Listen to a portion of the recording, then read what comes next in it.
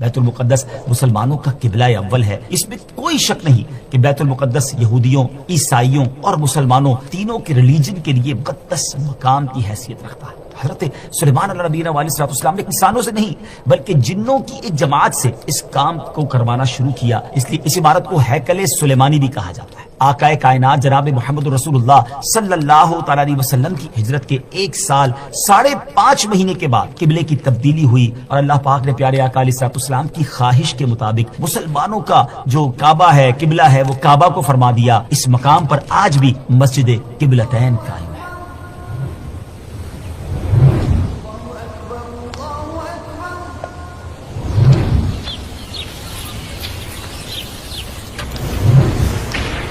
السلام علیکم ورحمۃ اللہ وبرکاتہ۔ ویورز کیسے ہیں آپ؟ سب ٹھیک ہیں؟ ایک بار پھر قیامت کی نشانیاں ایپیسوڈ لے کر حاضر ہیں، اور آج کی ایپیسوڈ بڑی امیزنگ ہے۔ ایک ایسا تفصیلی واقعہ ہے کہ جب اس کو سنتے ہیں، پڑھتے ہیں تو ایمان تازہ ہو جاتا ہے۔ یاد رہے کہ اللہ پاک کے آخری نبی جناب محمد عربی صلی اللہ تعالی علیہ وسلم نے غیب کی خبر دیتے ہوئے اپنی امت سے ارشاد فرمایا کہ قیامت سے پہلے 6 چیزیں گن کر رکھو۔ نمبر 1 میری وفات، نمبر 2 بیت المقدس کی فتح، نمبر 3 پھر طاعون کی وبا جو بکریوں کی گٹلیوں کی طرح تمہارے اندر شروع ہو جائے گی، نمبر 4 اس قدر مال کی کثرت ہو جائے گی کہ کسی آدمی کو 100 دینار دینے پر بھی وہ خوش نہیں ہوگا، نمبر 5 ایک ایسا فتنہ اٹھے گا کہ عرب کا کوئی گھر باقی نہیں رہے گا جس پہ فتنہ داخل نہ ہوا ہو، نمبر 6 تمہارے اور رومیوں کے درمیان ایک سلو ہوگی اور رومی عہد شکنی کریں گے اور وہ 80 جھنڈے لے کر تمہارے اوپر حملہ آور ہوں گے اور ہر جھنڈے کے نیچے 12,000 فوج ہوگی۔ یہ 6 نشانیاں نبی پاک صلی اللہ علیہ وسلم نے تفصیل کے ساتھ قیامت کی نشانیوں کے بارے میں بیان کی۔ اس حدیث پاک میں جو دوسری نشانی بیان کی گئی یعنی بیت المقدس کی فتح، اس بارے میں آج کی ہماری ایپیسوڈ ہوگی۔ یہ تو آپ نے سنی لیا کہ حدیث پاک میں اسے قیامت کی نشانی کے طور پر فرمایا گیا ہے۔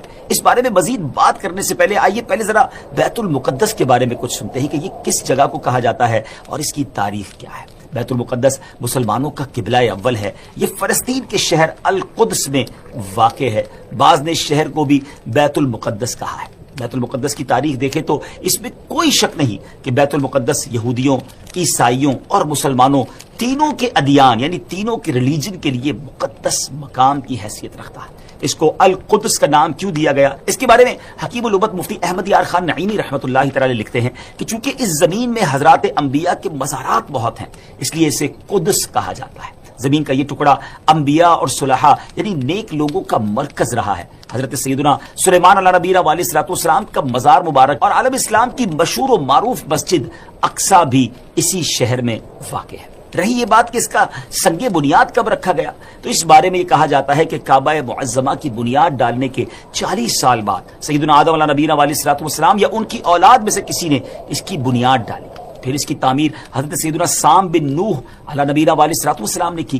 پھر ایک عرصے کے بعد حضرت سیدنا داؤد علیہ نبینا علیہ السلام نے بیت المقدس کی بنیاد اسی مقام پر رکھی جہاں حضرت سیدنا موسیٰ علیہ نبینا علیہ السلام کا خیمہ نصب کیا گیا تھا۔ اس عمارت کے پورا ہونے سے قبل حضرت سیدنا داؤد علیہ نبینا علیہ السلام کی دنیا سے وفات کا وقت قریب آ گیا، تو اب آپ نے اپنے بیٹے حضرت سیدنا سلیمان علیہ نبینا علیہ السلام کو اس کو مکمل کرنے کی وصیت فرمائی۔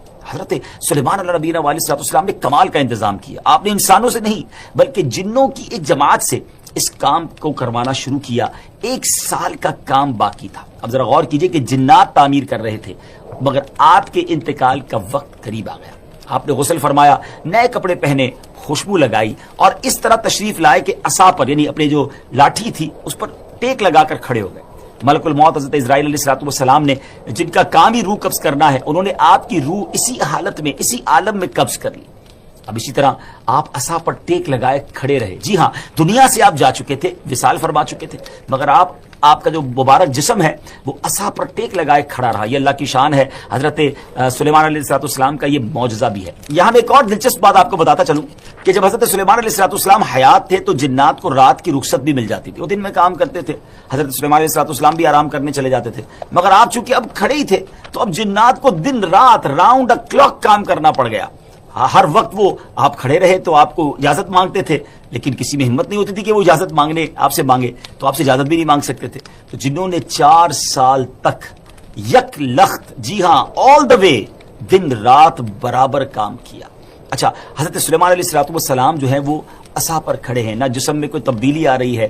اللہ اکبر، یہ بھی اللہ کے نبی کی شان دیکھیں۔ اس کی تعمیر کی تکمیل چونکہ حضرت سلیمان علیہ السلام کے زیر نگرانی ہونی تھی، اس لیے اس عمارت کو ہیکل سلیمانی بھی کہا جاتا ہے۔ بیت المقدس کی روشنی کا انتظام بھی نرالے انداز میں ہی کیا گیا۔ وہ اس طرح کہ حضرت سلیمان علیہ السلام نے بیت القدس کی مسجد کو سنگ مرمر سے اور ہیروں، موتیوں اور یاقوت سے بنوایا، اور بیت المقدس کے گنبد کے سرے پر کبریت احمر، یہ سرخ گندک جی تھی، اس کا اہتمام کیا۔ اس کی روشنی کئی میلوں تک پہنچتی تھی۔ اللہ اکبر۔ اچھا ناظرین، جیسے اس کی تعمیر کا وقت پورا ہونے لگا تو اللہ کی شان دیکھیں کہ آپ کے اس عصا کو، اس لکڑی کو دیمک نے کھایا اور آپ کا جسم زمین پر تشریف لایا۔ پھر لوگوں کو بھی پتہ چلا اور جنات کو بھی پتہ چلا کہ حضرت سلیمان علیہ السلام دنیا سے جا چکے ہیں۔ سبحان اللہ، اتنی شاندار یہ عمارت ہے۔ بیت المقدس کی خدمت کے لیے کثیر خادمین حاضری دیتے رہتے۔ ایک وقت ایسا آیا کہ حضرت سیدنا زکریا علیہ نبی علیہ السلام کے مبارک زمانے میں بیت المقدس کے خدام کی تعداد 4000 تھی، اور خدام کے 27 یا 70 سردار تھے، جن کے امیر سیدنا زکریا علیہ نبینا علیہ السلام تھے۔ حضرت سیدنا آدم علیہ السلام سے لے کر حضرت سیدنا موسیٰ علیہ نبینا علیہ السلام تک کعبہ یعنی بیت اللہ شریف ہی کعبہ رہا۔ پھر حضرت سیدنا موسیٰ علیہ نبینا علیہ السلام سے لے کر حضرت سیدنا عیسیٰ علیہ السلام تک بیت المقدس قبلہ رہا۔ جب آقا کائنات جناب محمد رسول اللہ صلی اللہ تعالی علیہ وسلم کی آمد ہوئی اور آپ نے اعلان نبوت فرما کر اسلام کی تعلیم اور اشاعت کا سلسلہ شروع کیا، تو مکہ مبارک میں جتنا عرصہ رہے اس وقت تک بھی مسلمان بیت المقدس کی طرف رخ کر کے عبادت کرتے تھے۔ پھر نبی پاک علیہ السلام نے مدینے کی طرف ہجرت فرمائی، اور ہجرت کے بعد مدینہ منورہ میں بھی مسلمان 16 یا 17 مہینے تک بیت المقدس کی طرف رخ کر کے نمازیں پڑھتے رہے۔ ہجرت کے 1 سال 5.5 مہینے کے بعد 15ویں رجب پیر کے دن مسجد بنی سلمہ میں نماز ظہر کے درمیان قبلے کی تبدیلی ہوئی، اور اللہ پاک نے پیارے آقا علیہ السلام کی خواہش کے مطابق مسلمانوں کا جو کعبہ ہے، قبلہ ہے، وہ کعبہ کو فرما دیا، اور اب مسلمان کعبے کی طرف رخ کر کے نماز ادا کرنے لگے۔ اس مقام پر آج بھی مسجد قبلتین قائم ہے۔ حضرت سلیمان علیہ السلام کے بعد بنی اسرائیل کے زوال کے ساتھ ہی بنی اسرائیل 2 حصوں میں منقسم ہو گئے، تقسیم ہو گئے۔ ہیکل سلیمانی کی عزت میں بھی کمی آ گئی۔ ویسے تو ہیکل سلیمانی پر کئی حملے ہوئے، مگر ایران کے بادشاہ بخت نصر نے جو فلسطین پر حملہ کیا تھا، اس میں ہیکل سلیمانی کو مکمل طور پر مسمار کر دیا اور بڑے پیمانے پر یہودیوں کا قتل عام کیا۔ تورات جلا دی گئی، اور اس وقت یہودی غلاموں کو دریائے فرات کے کنارے آباد کیا گیا، اور انہوں نے اس بستی کا نام تل ابیب رکھا۔ اس کے بعد ایران کے پہلے کسرا خسرو نے یہودیوں کو واپس فلسطین جانے کی اجازت دے دی۔ تب وہ جنوبی فلسطین میں آ کر آباد ہوئے اور ہیکل سلیمانی کی اثر نو تعمیر کی، مگر یہ تعمیر بھی زیادہ عرصے قائم نہ رہ سکی، اور 70 عیسوی میں روم کے بادشاہ توتس نے ایک مرتبہ پھر ہیکل سلیمانی پر حملہ کیا، اسے مسمار کر دیا، اور یہودیوں کو فلسطین کے جنوبی حصے سے بھی نکال دیا۔ یوں فلسطین مکمل طور پر یہود سے خالی ہو گیا تھا۔ حضرت عمر فاروق رضی اللہ تعالیٰ عنہ کے عہد خلافت میں جب فلسطین فتح کیا گیا، اس وقت وہاں عربی النسل قبائل آباد تھے۔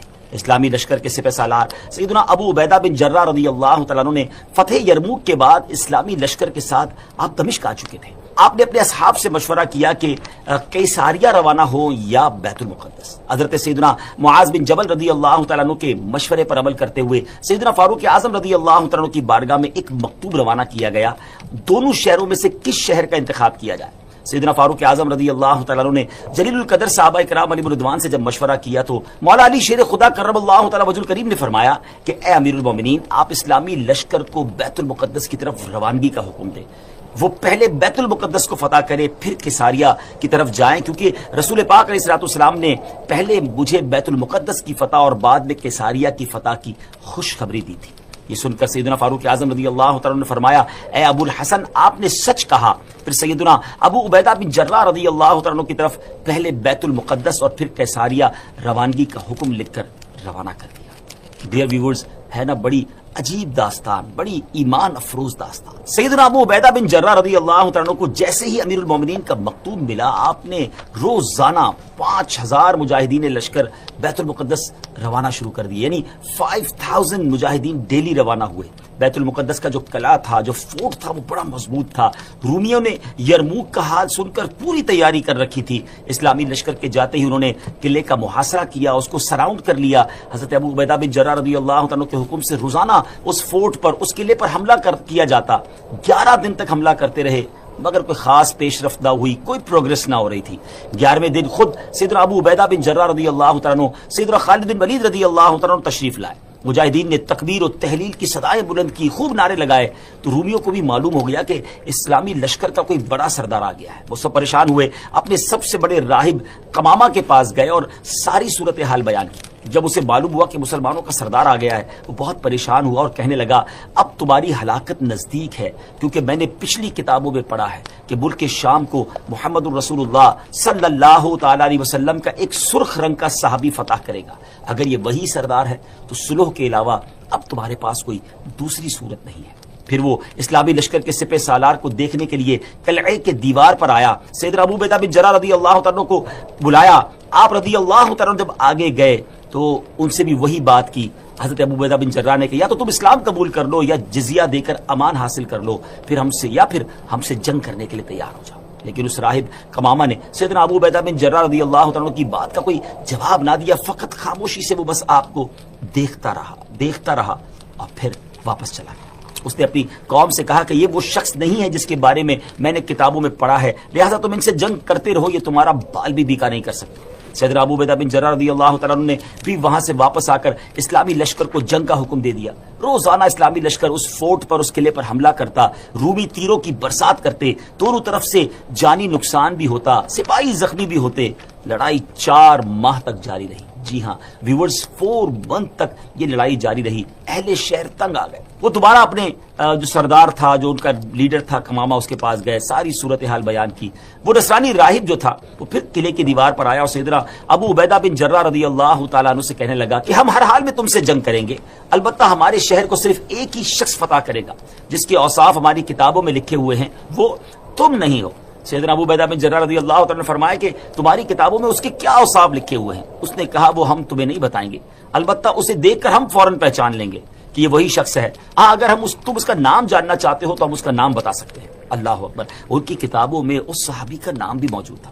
آپ رضی اللہ تعالیٰ نے فرمایا کہ ٹھیک ہے، تم اس کا نام ہی بتا دو۔ اس نصرانی راہب نے کہا کہ جو شخص ہمارے اس شہر کو فتح کرے گا وہ محمد الرسول اللہ صلی اللہ تعالی علیہ وسلم کا صحابی ہوگا، اور اس کا نام عمر بن خطاب ہے، جو فاروق کے لقب سے مشہور ہوگا، اور وہ نہایت سخت گیر ہوگا، اللہ کے کاموں میں کسی ملامت کرنے والے کی ملامت کی پرواہ نہ کرے گا۔ سیدنا ابو عبیدہ بن جراح رضی اللہ تعالیٰ عنہ نے جیسے ہی یہ سنا تو مسکرا دی اور خوش ہو کر فرمایا، فتحنا البلد ورب الکعبہ، یعنی رب کعبہ کی قسم ہم نے اس شہر کو فتح کر لیا۔ پھر آپ اس راہب کی طرف متوجہ ہوئے اور فرمایا، تم جن کا ذکر خیر کر رہے ہو وہ ہمارے خلیفہ ہیں، ہمارے نبی علیہ الصلوۃ والسلام کے جلیل القدر صحابی ہیں۔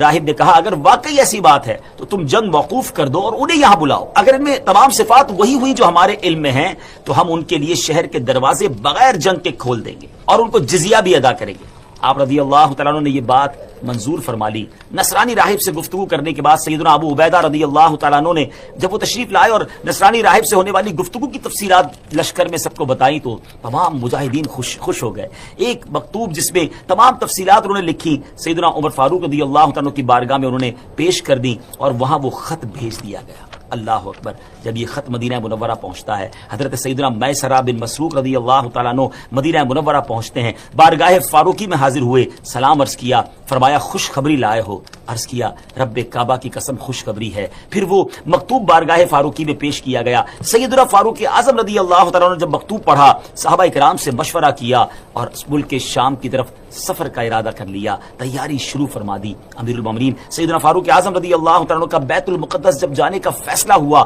یہ خبر سن کر مدینہ منورہ میں خوشی کی لہر دوڑ گئی۔ اپنے سفر کا آپ آغاز فرماتے ہوئے سب سے پہلے آپ مسجد نبوی شریف میں آئے، آپ نے 4 رکعت نماز ادا کی، نبی پاک علیہ الصلوۃ والسلام کی بارگاہ میں، حضرت ابوبکر صدیق رضی اللہ تعالیٰ عنہ کی بارگاہ میں سلام پیش کیا۔ پھر اس کے بعد حضرت عمر فاروق رضی اللہ تعالیٰ عنہ نے اپنا سفر شروع کر دیا۔ مولا علی کرم اللہ تعالیٰ وجہ الکریم کو اپنا نائب مدینے میں مقرر کیا اور چند اصحاب کو ساتھ لیا اور اب ملک شام کی طرف روانہ ہو گئے۔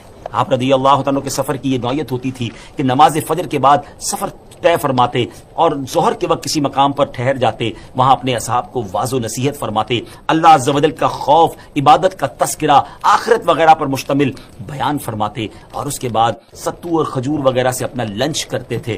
کیسا سادہ کھانا تھا امیر المومنین کا۔ جن جن راستوں سے آپ گزرتے تھے وہاں کے لوگ اپنے مقدمات، اپنی عرضیاں لے کر آپ کے پاس آتے، قرآن و حدیث کی روشنی میں آپ ان کا فیصلہ بھی فرماتے جاتے، یہاں تک کہ ملک شام کی سرحد میں داخل ہو گئے۔ اللہ اکبر! آپ نے عربی شاہ سواروں کا ایک قافلہ دیکھا، سیدنا زبیر بن عوام رضی اللہ تعالیٰ کو وہ آگے بھیجا کہ معلوم کرو یہ لوگ کون ہیں۔ تو حضرت زبیر بن عوام رضی اللہ تعالیٰ نے خبر دی کہ حضور جو لشکر اس وقت آپ کا بیت المقدس میں انتظار کر رہا ہے، اس لشکر والوں نے ایک دستہ بھیجا ہے کہ خوشخبری لے کر آئیں کہ امیر المومنین تشریف لا چکے ہیں یا نہیں۔ پھر وہ قافلہ سیدنا فاروق اعظم رضی اللہ تعالیٰ کی بارگاہ میں حاضر ہوا، ہدیہ سلام کے بعد کہا، مصافحہ کیا، دست بوسی کی، اور فاروق اعظم رضی اللہ تعالیٰ نے ان سے پوچھا کہ تم لوگ یہاں کس لیے آئے ہو؟ عرض کی حضور اے امیر المومنین، آپ کی تشریف آوری کے انتظار میں پورا اسلامی لشکر اپنی آنکھیں بچھائے، پلکیں بچھائے ہوئے ہیں، اور گردنیں اٹھا اٹھا کر لوگ مدینہ منورہ سے آنے والے راستے پر نظریں جمائے ہوئے ہیں۔ ہر شخص آپ کے دیدار کے لیے بے چین ہے، لہذا اسلامی لشکر کے سپہ سالار امین الامت حضرت سیدنا ابو عبیدہ بن جراح رضی اللہ تعالی عنہ نے آپ کی بارگاہ میں خبر معلوم کرنے کے لیے بھیجا ہے۔ حضور اگر آپ اجازت دے دیں تو میں جلدی واپس جا کر لشکر کو آپ کی آمد کی خوشخبری سنا دوں۔ آپ رضی اللہ تعالیٰ عنہ نے اسے اجازت دے دی۔ اس قافلے نے لشکر اسلام میں پہنچ کر سب کو خبر دے دی کہ الحمدللہ امیر المومنین شام کی حدود میں داخل ہو گئے ہیں۔ ہر شخص چاہتا تھا کہ وہ جائے استقبال کے لیے، مگر سیدنا ابو عبیدہ بن جراح رضی اللہ تعالیٰ عنہ نے لشکر کو وہیں ٹھہرنے کا حکم دیا اور خود امیر المومنین کی بارگاہ میں استقبال کے لیے حاضر ہو گئے۔ سیدنا ابو عبیدہ بن جراح رضی اللہ تعالیٰ عنہ کا قافلہ امیر المومنین کے اس مدینے سے آنے والے مدنی قافلے سے ملا۔ سیدنا ابو عبیدہ بن جراح اپنی اونٹنی پر سوار ہو کر آئے تھے۔ آپ نے اپنی اونٹنی بٹھائی، نیچے اترے، امیر المومنین کی خدمت میں ہدیہ سلام پیش کیا، مصافحہ کیا، گلے ملے، بقیہ اصحاب نے بھی اس طرح ملاقات کی۔ پھر یہ قافلہ اسلامی لشکر کی طرف روانہ ہوا۔ اللہ اکبر! سوچئے کیسا منظر ہوگا جب یہ قافلہ بیت المقدس پہنچا۔ مجاہدین نے نہایت شاندار استقبال کیا، تمام مجاہدین نے آپ سے ملاقات کی، آپ کی دست بوسی کی، پھر آپ نے ان سے نہایت فصیح و بلیغ خطبہ بھی دیا، تمام مجاہدین کو اعمال صالحہ، تقوی و پرہیزگاری وغیرہ اختیار کرنے کی نصیحت اور تنبیہ فرمائی۔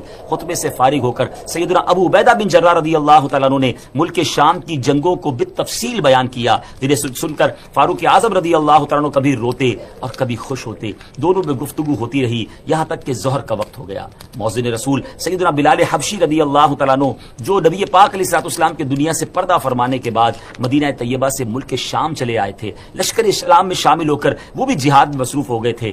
حضرت جناب رسول اللہ صلی اللہ تعالی علیہ وسلم کی مثال ظاہری کے بعد آپ نے اذان کہنا چھوڑ دی تھی۔ اپنے آقا و مولا علیہ الصلوۃ والسلام کی جدائی اور فرقت کے رنج میں وہ ایسے شکستہ دل تھے کہ اذان دیتے وقت انہیں سخت غم اور جو ہے وہ رنج لاحق ہو جاتا تھا، محبوب کی یاد ستاتی تھی، اتنی گریہ وزاری ہوتی تھی کہ اذان کو کمپلیٹ کرنا مشکل ہو جاتا تھا۔ جب نماز ظہر کا وقت ہوا، تمام مجاہدین نے امیر المومنین سے عرض کی کہ حضور حضرت بلال بھی موجود ہیں، ہم چاہتے ہیں کہ حضرت بلال کی اذان سنیں، نبی پاک علیہ الصلوۃ والسلام کے زمانے مبارکہ کی یاد تازہ ہو جائے گی۔ سیدنا فاروق اعظم رضی اللہ تعالیٰ عنہ نے سیدنا بلال حبشی کو حکم دیا، مجاہدین کی خواہش بیان کی۔ سیدنا بلال حبشی رضی اللہ تعالیٰ عنہ نے اذان تو بالکل چھوڑ دی تھی، کسی کے کہنے پر بھی اذان نہ دیتے تھے، لیکن فاروق اعظم رضی اللہ تعالیٰ عنہ کا حکم تھا اور بڑا وہ ادب بھی کرتے تھے، اس لیے اذان دینے کے لیے راضی ہو گئے۔ کیا منظر ہوگا! حضرت بلال حبشی رضی اللہ تعالیٰ عنہ نے اذان شروع کی، جیسی بلند آواز سے کہا اللہ اکبر اللہ اکبر، ان کی آواز میں وہ درد تھا کہ لشکر اسلام پر لرزہ طاری ہو گیا۔ مجاہدین کی آنکھیں اشکبار ہو گئی، محبوب اکرم کا زمانہ یاد آ گیا۔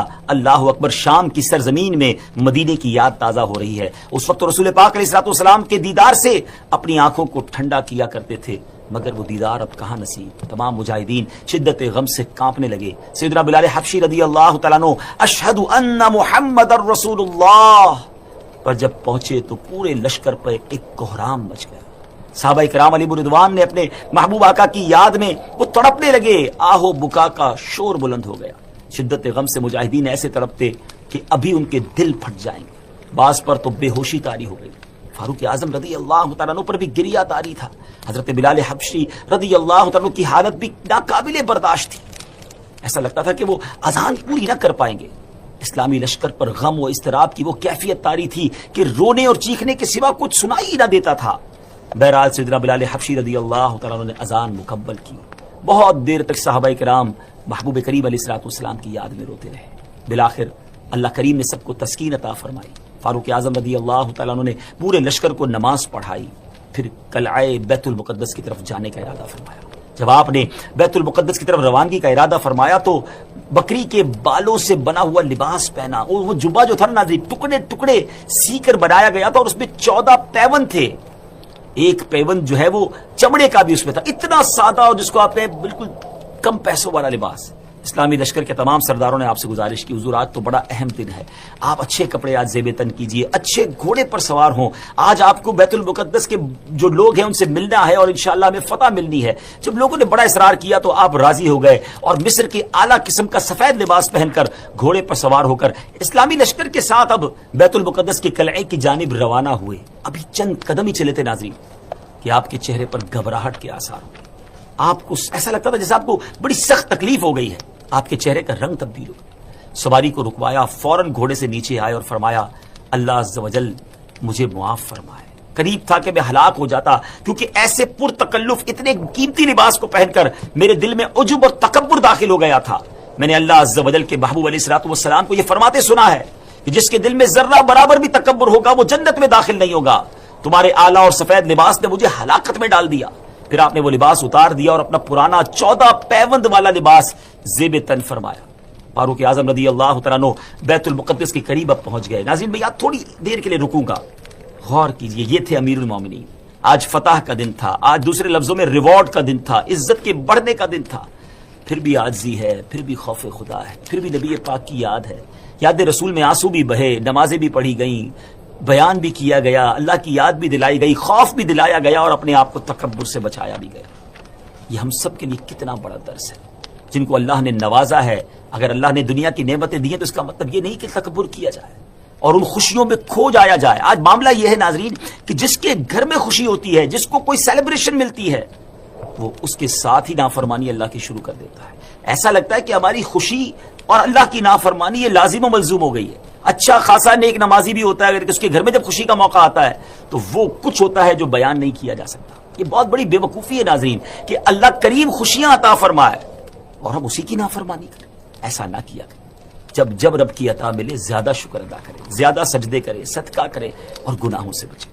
بہرحال فاروق اعظم رضی اللہ تعالیٰ عنہ بیت المقدس کے قلعے کے قریب پہنچے تو وہاں موجود مجاہدین نے اب تکبیر و تحلیل کی صدائیں بلند کی، خوب اللہ اکبر کے نعرے لگائے. جب یہ شور سنا اور بیت المقدس کے اندر جو لوگ تھے وہ حیران ہو گئے کہ جنگ تو بریک تھی، موقوف ہو گئی، کیا مسلمانوں نے پھر حملہ کر دیا؟ نصرانی راہب کمامہ نے جب وہ آوازیں سنی اور خادمین کو بھیجا کہ معلوم کرے کہ معاملہ کیا ہے، تو پتہ چلا کہ اسلامی لشکر کے سب سے بڑے سردار امیر المومنین حضرت عمر بن خطاب رضی اللہ تعالیٰ عنہ تشریف لائے ہیں. نصرانی راہب قلعے کی دیوار پر آیا اور اسلامی لشکر میں پیغام بھیجا کہ حضرت عمر بن خطاب رضی اللہ تعالیٰ عنہ کی زیارت اور شناخت کرنا چاہتے ہیں، انہیں قلعے کے قریب لایا جائے. سیدنا فاروق اعظم رضی اللہ تعالیٰ عنہ بغیر اسلحے کے اکیلے ہی قلعے کے قریب جانے لگے تو بعد میں یہ فیصلہ ہوا کہ حضرت ابو عبیدہ بن جراح رضی اللہ تعالیٰ عنہ بھی ساتھ جائیں. آپ اپنے اونٹ پر سوار تھے، ہاتھ میں ایک درہ تھا. جب دیوار کے قریب پہنچے تو اس نصرانی راہب نے آپ کو بڑے غور سے دیکھنا شروع کر دیا. تھوڑی دیر بعد نصرانی راہب نے کمامہ نے بلند آواز سے شور کرتے ہوئے اپنی قوم کو پکار کر کہا خدا کی قسم یہ وہی شخص ہیں جن کی صفات ہم نے اپنی کتابوں میں پڑھی ہیں اور ان کے ہاتھوں پر ہمارا شہر فتح ہوگا. پھر اس کمامہ نے اپنی قوم کو جھڑکتے ہوئے اور ڈانٹتے ہوئے کہا کہ سختی ہو تم پر، یہ کیا تاخیر ہے، قلعے سے جلدی اترو، ان کے پاس جاؤ، ان سے امان اور ذمہ داری حاصل کرو. خدا کی قسم محمد بن عبداللہ علیہ الصلوۃ والسلام کے یہ صحابی ہیں. جب رومیوں نے کمامہ کا فرمان سنا تو وہ جلدی جلدی قلعے کی دیوار سے اترے، شہر کے دروازے کھول دیے گئے. دوڑتے ہوئے فاروق اعظم رضی اللہ تعالیٰ کی بارگاہ میں حاضر ہوئے، صلح اور امان کی درخواست کرنے لگے. آپ رضی اللہ تعالیٰ نے اللہ پاک کا شکر ادا کرتے ہوئے اپنے اونٹ پر ہی سجدہ شکر ادا کیا اور پورے شہر والوں کو امن و امان اور اس کا جو پروانہ تھا وہ جاری کر دیا. عہد و پیمان ہو گئے. دوسرے دن آپ رضی اللہ تعالیٰ عنہ نے بعد نماز فجر عظیم و شان فتح و نصرت کے ساتھ بیت المقدس کے قلعے میں داخلہ فرمایا. اس کے بعد کئی 100 سال تک بیت المقدس مسلمانوں کے قبضے میں رہا. بعد ازاں تقریباً 11ویں صدی عیسوی میں بیت المقدس عیسائیوں کے قبضے میں چلا گیا، جسے سلطان صلاح الدین ایوبی رضی اللہ تعالیٰ عنہ نے 1187 عیسوی میں دوبارہ فتح کیا اور بیت المقدس دوبارہ مسلمانوں کے قبضے میں آ گیا. اور پہلی جنگ عظیم تک ترک عثمانیہ خلافت کے زیر انتظام رہا. اللہ پاک ہمیں اپنی نعمتوں کا شکر بجا لانے کی توفیق عطا فرمائے اور ہمیں پھر قبلہ اول نصیب فرمائے۔ بہرحال ناظرین، ہم نے یہ جو آج ایپیسوڈ سنی ہے بیت المقدس کی فتح، اس کا مطلب یہ ہوا کہ یہ نشانی پہلے بھی ہو چکی ہے، اور ہم اللہ سے دعا کرتے ہیں کہ ایک بار پھر ہمیں بیت المقدس مسلمانوں کا قبلہ اول نصیب فرمائے۔ تو یہ آج کی نشانی، قیامت کی نشانی جو تھی وہ ہم نے سنی، اور امید ہے کہ اس سے بہت ساری معلومات بھی ملی، ہمیں لیسن بھی ملے۔ اللہ مجھے اور آپ کو عمل کرنے کی توفیق عطا فرمائے۔